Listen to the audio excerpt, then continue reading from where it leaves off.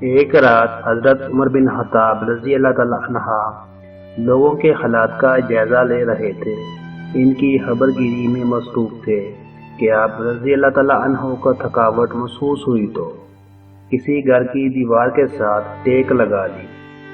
آپ رضی اللہ تعالیٰ عنہ نے سنا کہ ایک عورت اپنی بیٹی سے کہہ رہی ہے کہ بیٹی جاؤ اٹھو اور دودھ میں پانی ملا دو۔ بیٹی نے کہا اماں کیا آپ کو معلوم نہیں کہ امیر المومنین حضرت عمر بن خطاب رضی اللہ تعالیٰ عنہ نے اس سے منع کیا ہے۔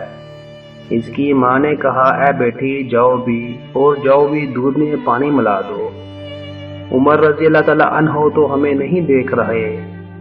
اس لڑکی نے جواب دیا کہ اماں اگر عمر رضی اللہ تعالیٰ عنہ ہمیں نہیں دیکھ رہے تو عمر رضی اللہ تعالیٰ عنہ کا رب تو ہمیں دیکھ رہا ہے۔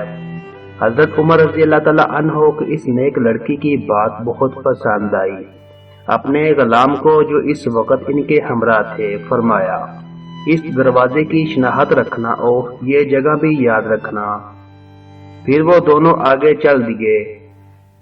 جب صبح ہوئی تو حضرت عمر رضی اللہ تعالیٰ عنہ نے اپنے غلام کو فرمایا وہاں جاؤ اور معلوم کرو کہ یہ کہنے والی لڑکی کون ہے اور اس نے کس عورت کو جواب دیا تھا اور کیا ان کے ہاں کوئی مرد ہے۔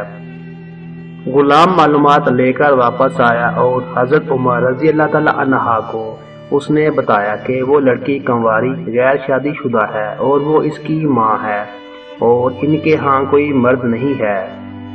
حضرت عمر رضی اللہ تعالیٰ عنہ نے اپنے بچوں کو بلایا اور ان کو حقیقت حال سے آگاہ کیا۔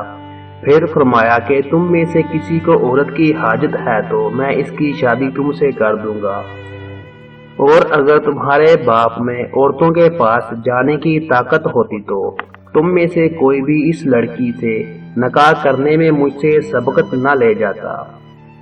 حضرت عبداللہ رضی اللہ تعالیٰ عنہ نے کہا کہ میری تو بیوی ہے۔ حضرت عبد الرحمن رضی اللہ تعالیٰ عنہ نے کہا میری بھی بیوی ہے۔ حضرت عاصم رضی اللہ تعالیٰ عنہ نے کہا ابا جان میری بیوی نہیں ہے، آپ میری شادی کر دیں۔ چنانچہ حضرت عمر رضی اللہ تعالیٰ عنہ نے اس لڑکی کو پیغام نکاح بھیجا اور اپنے بیٹے عاصم سے اس کی شادی کر دی۔ عاصم کے ہاں بیٹی پیدا ہوئی جو حضرت عمر بن عبد العزیز رحمۃ اللہ علیہ کی والدہ بنی۔ حضرت عمر بن عبد العزیز بن مروان کے سب سے زیادہ عادل حکمران اور 5ویں خلیفہ راشد تھے۔